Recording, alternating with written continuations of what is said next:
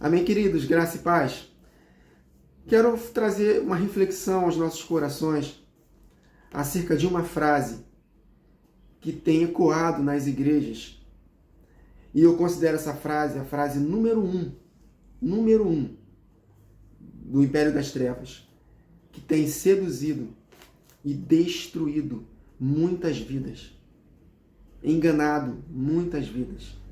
A frase é: não importa o que você faça, o amor de Deus vai te alcançar.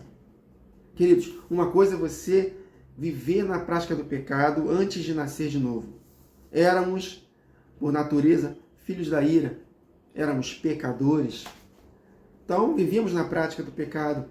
E quando nós ouvimos a mensagem do Evangelho e genuinamente nos arrependemos, é claro, as coisas antigas passaram. Eis que tudo se fez novo. Não importa o que nós fizemos. Nascemos de novo. Somos um espírito com o Senhor, daqui para frente, prosseguindo para o alvo. O problema é que essa frase ela tem ecoado na vida daqueles que já nasceram de novo. Então, nasci de novo, não importa o que eu faça, é verdade. O povo de Israel, na antiga aliança, ela foi escolhida por Deus. Sem mérito nenhum, claro. Mas Deus determinou obediência. E nós temos aqui diversos e inúmeros exemplos na Bíblia inteira do povo de Deus que não obedeceu seus mandamentos e sofreram as consequências das suas ações. Deus, quando casou com seu povo, em Êxodo 19, no Monte Sinai, ele determinou somente uma coisa: obedeçam os meus mandamentos. E nós entendemos que esses 10 mandamentos se resumem em não andar na prática da carne, na obra da carne, queridos. Nós temos que andar no Espírito, porque se andarmos na carne, morreremos. Mas se pelo Espírito fizermos mortificar os feitos do corpo, viveremos. Porque todos que são guiados pelo Espírito de Deus são filhos de Deus. Então as obras da carne são manifestas, mas nós não devemos nos entregar a elas. Mas aí vem Satanás com a sua frase número 1, falando que não importa o que nós façamos. Isso deixa o povo de Deus acomodado nos seus pecados. E nós temos um exemplo aqui de Zacarias. Eu estava lendo hoje de manhã Zacarias. Eu não consegui sair do primeiro capítulo. Aliás, dos primeiros versículos do primeiro capítulo. E o Espírito me impulsionando. Grava esse vídeo. Olha só o que está escrito em Zacarias, capítulo 1. A partir do verso 4. Não sejam como os seus antepassados, os quais os antigos profetas proclamaram. Assim diz o Senhor dos Exércitos: deixem os seus maus caminhos e as suas más obras. Mas eles não me ouviram, nem me deram atenção. Está falando para o povo de Deus, para o povo que ele escolheu, queridos. E aí, onde estão agora os seus antepassados? E os profetas? Acaso eles vivem para sempre?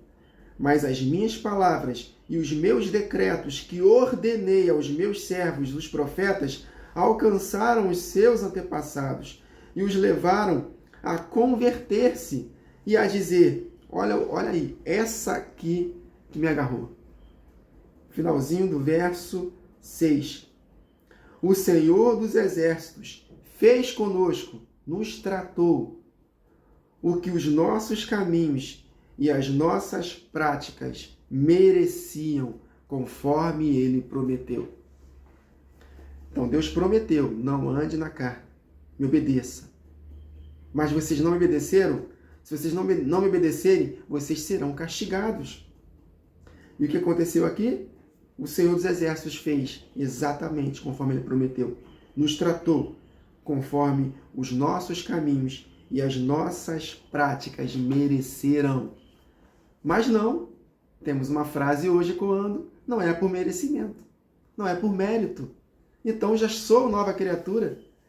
O Espírito de Deus já habita em mim. Então não importa o que eu faço, eu não sou merecedor de nada. Queridos, nós não somos perfeitos. A Bíblia, ela não nos ordena a ser perfeitos. Até porque em 1 João, capítulo 1, versos 8 e 10 diz: aqueles que dizem que não cometem pecados são mentirosos. Então, a Bíblia não nos ordena a sermos perfeitos. Ela ordena, sim, a não nos entregarmos às paixões da nossa carne. Porque se nós nos entregarmos às paixões da nossa carne, nós seremos escravos da nossa carne. E na carne habita o pecado. O apóstolo Paulo, em Romanos 7, diz: eu sei que nada de bom habita em mim, isto é, na minha carne. Então, queridos, uma só prática. Eu posso não adulterar, eu posso não mentir, eu posso não roubar, mas se eu fizer uma única prática contrária à palavra de Deus, por exemplo, cobiçar, eu posso não matar, não adulterar, não roubar, mas posso cobiçar. Eu posso lançar falso testemunho. Se eu fizer uma só dessas práticas deliberadamente, sem me arrepender, me entregando para uma dessas práticas, eu me torno culpado de toda a lei. E vai acontecer exatamente o que a palavra de Deus ordena. Se fizer isso, se andar de acordo com a carne, morrereis. É a palavra de Deus que está dizendo. Morrereis, caminhareis para a morte. E morte eterna, queridos. Aqui não é morte física, morte eterna. Porque todos nós somos mortais. Mas caminhareis para a morte eterna. Eu vou ler de novo esse texto de Zacarias. O Senhor dos Exércitos fez conosco o que os nossos caminhos e as nossas práticas mereciam, conforme prometeu. Então, a confirmação da nossa salvação é por mérito. Então, a graça, ela é um favor imerecido quando nós nascemos de novo. Obviamente, até mesmo para nascermos de novo, nós temos que nos arrepender genuinamente. E arrependimento é uma disposição no coração em obedecer a Deus e não mais praticar o que nós praticávamos antes. Então, se o Espírito ele não percebe uma disposição genuína no coração, não há verdadeiro arrependimento e não há um novo nascimento. Por isso que nas nossas igrejas está cheio de pessoas, milhares de pessoas que frequentam os cultos, que sequer são novas criaturas, porque genuinamente não se arrependendo. Então, Jesus ter vindo a esta terra morrer por nós, é claro que foi por favor imerecido. Agora, o outro ângulo da graça, esse é o ângulo que nos acompanha depois do novo nascimento, esse é o ângulo que nós temos que prestar atenção. A graça, ela não é mais um favor imerecido para quem já nasceu de novo. É merecido. Por quê? Porque a graça, ela vai, de fato, nos abençoar, nos acompanhar, mediante as nossas ações. Então, se eu não pratico o que Deus ordena depois de nascido de novo, não tem favor imerecido. Deus ele não favorece aqueles que andam na prática deliberada do pecado. Então não é favor imerecido, é favor merecido. Aqui, queridos, está muito claro. O Senhor dos Exércitos fez conosco o que os nossos caminhos e as nossas práticas mereceram. Estou lembrando aqui agora, obrigado Jesus, do Salmo, capítulo 15. Esse salmo aqui é tremendo. Fala exatamente como a graça nos acompanha. Quem habitará, Senhor, no teu santuário? Quem poderá morar no teu santo monte? Aquele que é íntegro em sua conduta e pratica o que é justo. E de coração fala a verdade e não usa a língua para difamar, que nenhum mal faz ao seu semelhante e não lança calúnia contra o seu próximo, que rejeita quem merece desprezo, mas honra os que temem ao Senhor, que mantém a sua palavra mesmo quando sai prejudicado, que não empresta seu dinheiro visando lucro, nem aceita suborno contra a inocente. Olha quantas ordenanças, olha quantas práticas. Quem assim procede, olha aí, quem assim procede, nunca será abalado. Jesus falou isso em Mateus 7, aqueles que ouvem as minhas palavras e as praticam, pode vir o que for, ela não vai cair essa casa, porque ela está firmada na rocha. Mas os que ouvem a palavra de Deus e não as praticam, será semelhante a um homem que cavou sua casa na areia. Vai vir os ventos, os rios, darão com ímpeto contra ela, e aquela casa cairá, e grande será a sua ruína. Por quê? Porque ele ouve a palavra e não pratica. Quer ver outro texto aqui que fala que é por merecimento? Salmo 18. Salmo 18, só que ele é grande, não lembro qual o versículo.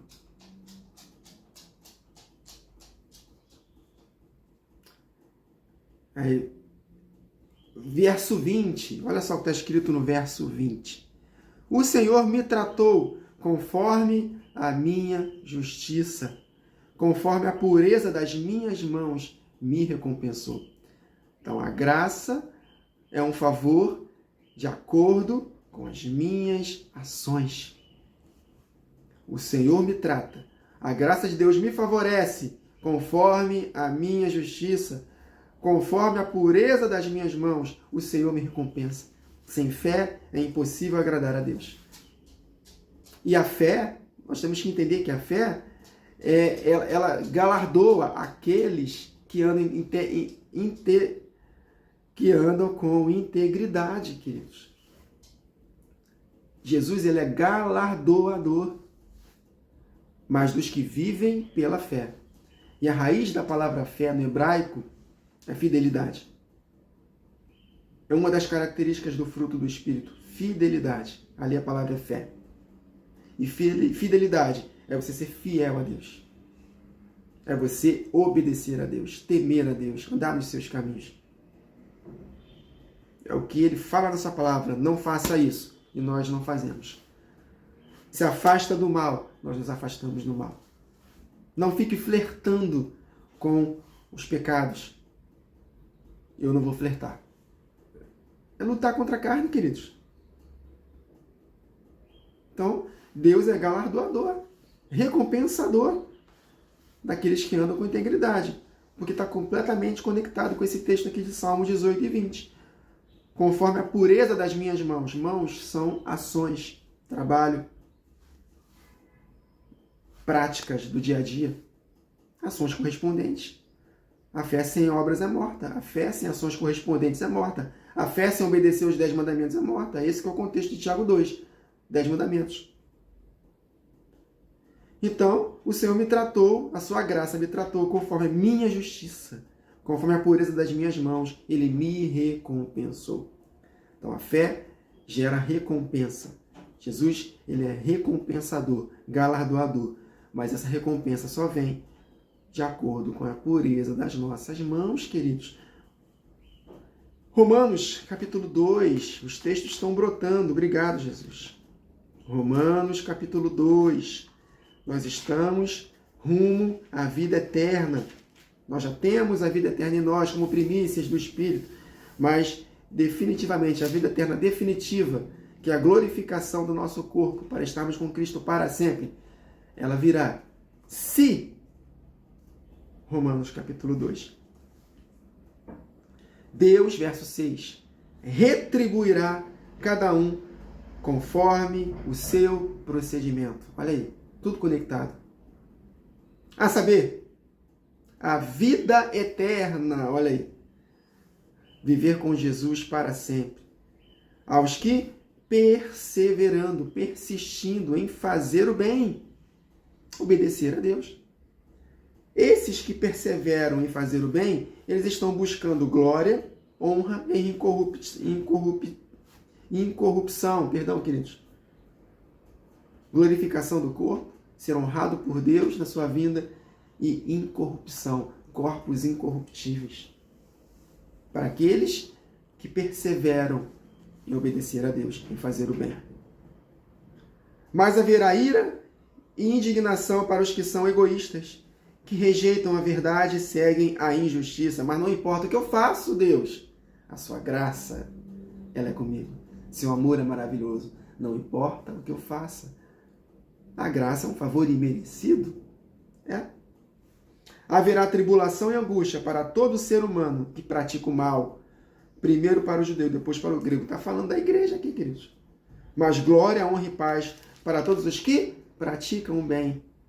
Olha só, que primeiro para o judeu e depois para o grego. Que primeiro foi a nação de Israel. Agora somos um só corpo espiritual, judeus e gentios. Mas primeiro a palavra foi para Israel. Por isso que o apóstolo Paulo fala, primeiro para o judeu, depois para o grego. O grego é por causa da cultura helenista da época, né? Quando ele fala grego, aqui ele está falando do resto do mundo que não é judeu. Então, que coisa mais clara do que isso aqui? Vida eterna para os que perseveram em praticar o bem. Mas, Wagner, só essas ordenanças aí é tudo para o povo de Israel, né? Nós lemos aqui que não é bem verdade isso, né? Nós lemos aqui textos do Novo Testamento. Mas é para o povo de Israel, Wagner. É mesmo. O próprio texto de Romanos, capítulo 11, O apóstolo Paulo fala aqui no verso 20, Romanos 11, a partir do verso 20. Vou ler aqui com os irmãos. É só para Israel? Não serve para a nova aliança? Tem certeza? Vamos ler aqui então. Vou ler até um pouco antes, olha só. Verso 16. Se é santa a parte da massa que é oferecida como primeiros frutos, toda a massa também o é. Se a raiz é santa, os ramos também serão. Se alguns ramos foram cortados, está falando da nação de Israel, e você, sendo oliveira brava, está falando de nós gentios que fomos enxertados na boa oliveira, agora participa da seiva que vem da raiz da oliveira cultivada. Nós participamos da seiva, né, do Espírito Santo. Não se glorie contra os ramos que foram cortados, Israel. Se o fizer, saiba que não é você quem sustenta a raiz, mas a raiz a você. Então você dirá, os ramos, Israel, na antiguidade, né, foram cortados para que eu fosse enxertado. Está certo. Eles, porém, foram cortados devido à incredulidade. Essa palavra incredulidade é desobediência. E você permanece pela fé, com fidelidade, obedecendo. Não se orgulhe, mas tema. Olha aí. Porque se Deus não poupou os ramos naturais, Israel, não vai poupar você, gentil, que está vivendo no novo nascimento, na época da graça. Embora a graça sempre existiu desde o Antigo Testamento. Portanto, considere a bondade e a severidade de Deus. Severidade para com aqueles que caíram, o povo do Antigo Testamento. Mas bondade para com você, se permanecer na bondade dele. De outra forma, também serás cortado. Ah, é só para o povo da Antiga Aliança. Na Nova também. 1 Coríntios, capítulo 10. Nós temos aqui um exemplo do povo de Deus na Antiguidade. Para que possamos analisar a infidelidade deles e não imitarmos. Porque senão o nosso destino vai ser igual, mesmo sendo novas criaturas na nova aliança. Porque quero, irmãos, que vocês ignorem o fato de que todos os nossos antepassados, Israel, estiveram sob a nuvem e todos passaram pelo mar. Em Moisés, todos eles foram batizados na nuvem e no mar. Todos comeram do mesmo alimento espiritual, beberam da mesma bebida espiritual, pois bebiam da rocha espiritual que os acompanhava. E essa rocha era Cristo, né? A água, símbolo do Espírito. Cristo Jesus no Antigo Testamento, em espírito estava com eles. E quem tem o Filho tem o Pai, né, queridos? No Novo Testamento, mesma coisa. 1 João, capítulo 1, verso 3, está escrito que a nossa comunhão com o Pai e com seu Filho Jesus. Então, as águas que simbolizam o Espírito Santo nada mais é do que Jesus Cristo em nós. Amém, queridos? Ele é o Espírito Santo. E quem tem o Filho tem o Pai. Então, a água era Cristo. Contudo, Deus não se agradou, o Pai, da maioria deles. Por isso, os seus corpos ficaram espalhados no deserto. Olha só que interessante, verso 6. Essas coisas ocorreram como exemplos para nós, para que não cobicemos coisas mais como eles fizeram. Não sejamos idólatras, como alguns deles foram. Né? E assim está falando que várias atitudes erradas que eles fizeram, não se arrependeram e foram cortados. E nós também, nós temos que tomar cuidado. Olhar, por exemplo, deles e não imitar. Ah, eu estou na graça, nasci de novo. Não. Pelo contrário, né? Ele levou de nível. Aí no finalzinho aqui ele fala: essas coisas aconteceram a eles, verso 11, como exemplos e foram escritas como advertência para nós, na nova aliança, sobre quem tem chegado o fim dos tempos. Assim, aquele que julga está firme, cuide-se para que não caia. Vai dizer para mim que no Novo Testamento não tem mais ordenança? Não tem mais lei? Ah, meus irmãos. Então, voltando para a frase inicial. Não importa o que nós façamos. Graças de Deus. Meu Deus do céu. Que frase diabólica. É linda, né? Bonita, dá vontade de chorar. Não importa o que eu faça. Eu tô volta e meia olhando pornografia na internet. Ah, mas eu fico aliviado porque eu sei que não é por méritos. É favor imerecido, eu não mereço o teu favor. Então o teu favor me acompanha. Bondade e misericórdia me acompanham todos os dias, não importa o que eu faça. Para terminar, queridos, Apocalipse capítulo 3, carta à igreja de Sardes. Olha só como Deus fala, como Jesus fala, o Espírito que diz às igrejas é Jesus. Olha como o Espírito Santo, que é Jesus, fala para as igrejas, para a igreja de Sardes. No entanto, verso 4, Apocalipse 3 e 4. No entanto, você tem aí em Sardes uns poucos que não contaminaram as suas vestes. Eles andarão vestidos de branco comigo. Por quê? Porque a minha graça é um favor imerecido, não foi por obras. É isso que está escrito? Não. Vocês andarão de branco comigo, porque são dignos. Ah, eu não sou digno de nada. Eu não mereço nada. Vocês não contaminaram as suas vestes? Então andarão de branco comigo, porque vocês foram merecedores. Vocês foram dignos. Que o Senhor nos abençoe.